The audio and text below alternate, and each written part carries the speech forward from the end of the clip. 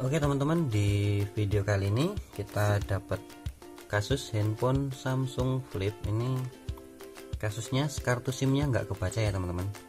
Jadi kita coba lihat dulu. Ini permasalahannya yang rusak kartunya atau memang tempat SIM cardnya ya. Karena terkadang beberapa kasus itu ada yang bilang kartu SIM nggak kebaca, nggak taunya kartu SIM-nya yang sudah mati. Jadi ini perlu kita cek. Mate kok.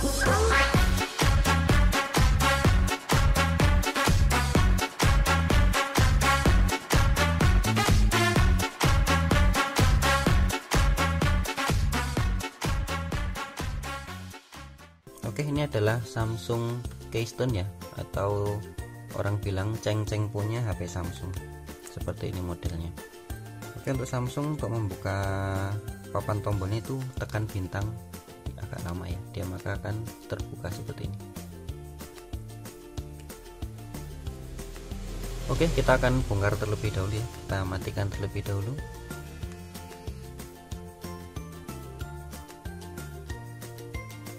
Oke, kemudian di sini bisa kita buka ya, terdapat 3 buah baut ya.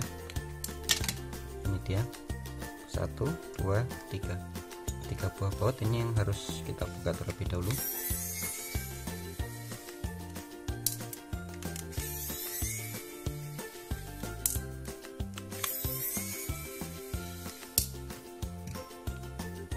Coba kita lihat bagian konektor SIM-nya ya.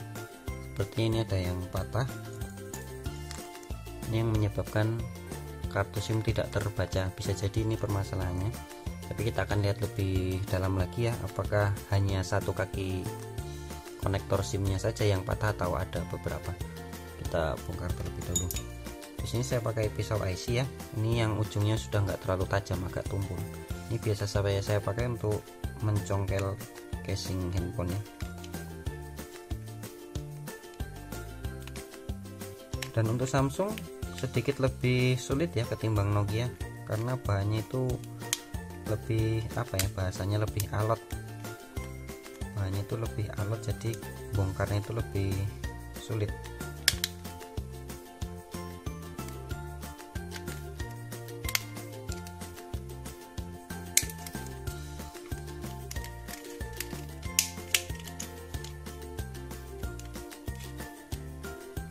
Oke, jadi di sini seharusnya terdapat 6 buah kaki dari SIM pin konektor ya.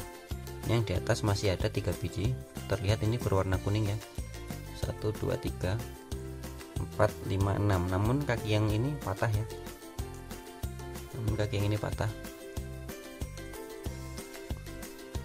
Oke, baiklah, yang ini akan kita coba perbaiki saja.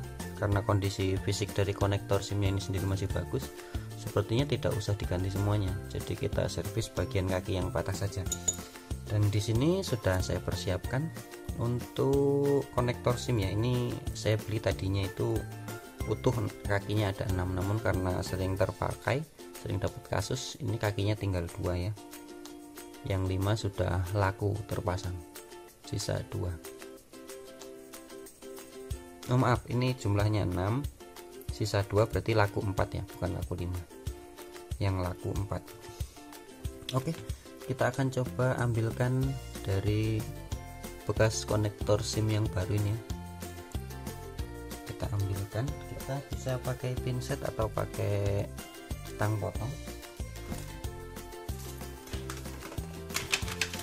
atau bisa pakai potongan kuku ya untuk menarik bagian ini. Jadi ini bisa ditarik teman-teman, bagian ini bisa ditarik kakinya. Kita jepit seperti ini, namun jangan terlalu kuat ya biar nggak kepotong, hanya sekedar untuk mencapit. Nah, setelah tercapit ini bisa kita tarik ya. Oke, ini lepas satu. Nah, ini nanti akan kita pasangkan ke kaki yang akan kita perbaiki ya, yang sudah patah tadi. Oke, baiklah, di sini langsung saja kita pakai solder ya. Ini sudah saya panasin ke soldernya.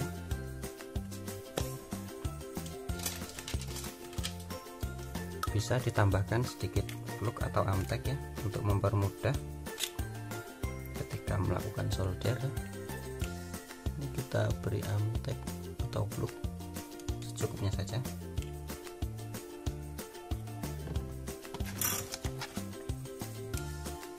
Kemudian kita gunakan solder dan timah ya, untuk melepasnya itu biar lebih mudah. Jadi timah dari konektor SIM ini kita tambahkan timah gulung ya, atau timah cair biar lebih empuk, biar lebih mudah ketika melepas. Oke, kemudian bisa kita dorong menggunakan pinset yang seperti ini. Oke, dia sudah terlepas. Kemudian untuk sisa dari timah yang ada di kaki SIM yang rusak itu kita ratakan ya, kita ratakan terlebih dahulu. Kemudian kita pasangkan kaki konektor SIM yang baru kita ambil ya, ini kita pasangkan. Kemudian kita posisikan sesuai posisinya dan kita dorong seperti ini. Oke, usahakan posisinya sama ya, tidak panjang pendek untuk bagian ini, bisa rata sama. Kemudian bisa kita tambahkan timah kembali ya, kita solderkan seperti ini.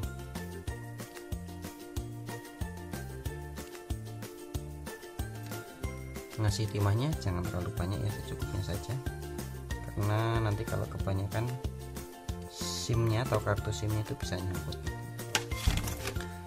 Oke,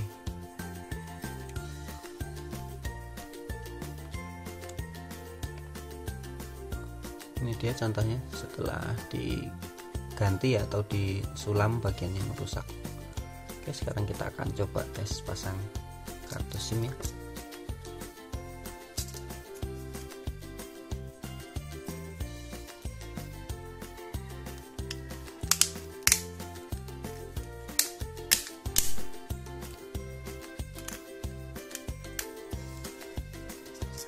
Beberapa kasus ini penyebabnya adalah karena model kartu SIM yang potongan. Sering sekali kartu SIM model potongan seperti ini nyangkut di bagian kaki SIM, kaki konektor SIM, kemudian sama yang punya itu ditarik ya, jadi ditarik karena nyangkut akhirnya patah kakinya. Itu sering terjadi kasusnya gara-gara nyangkut pada konektor yang model SIM potongan itu ya. Oke, kita tes, coba nyalakan apakah kartu SIM-nya terbaca atau tidak.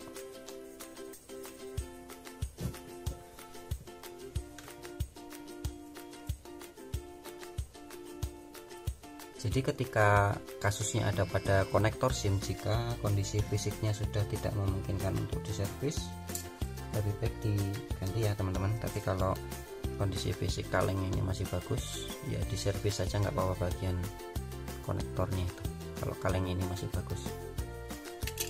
Oke, waktu dan tanggal nih biarkan saja. Kita akan coba cek sinyalnya apakah akan muncul atau tidak. Tapi saya juga ragu sama kartu SIM yang saya pakai ini, karena kartu SIM yang saya gunakan ini sudah lama nggak pernah terpakai. Saya masih ada satu kartu SIM lagi. Coba kita ganti yang satunya aja ya, karena saya nggak yakin kalau kartu SIM yang saya pasang barusan ini memang normal. Takutnya kartu SIM yang saya pasang ini sudah lama memang nggak nyala. Oke, kita ganti saja kartu SIM-nya. Oh iya, saya punya kartu SIM yang masih aktif.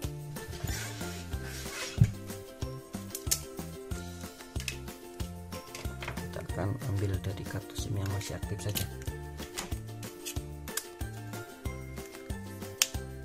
Oke, kita pasang. Ini baterainya minta diganjel karena nggak menempel sempurna dengan konektor baterai. Nanti akan kita perbaiki sekalian.